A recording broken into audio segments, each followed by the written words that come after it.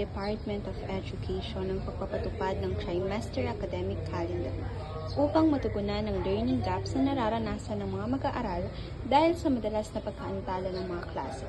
Sa isinagawang media conference sa ikalawang araw ng Division Intensive Training para sa Regional School Press Conference, tinalakay ang panukalang pagbabagong ito sa sistema ng akademikong kalendaryo.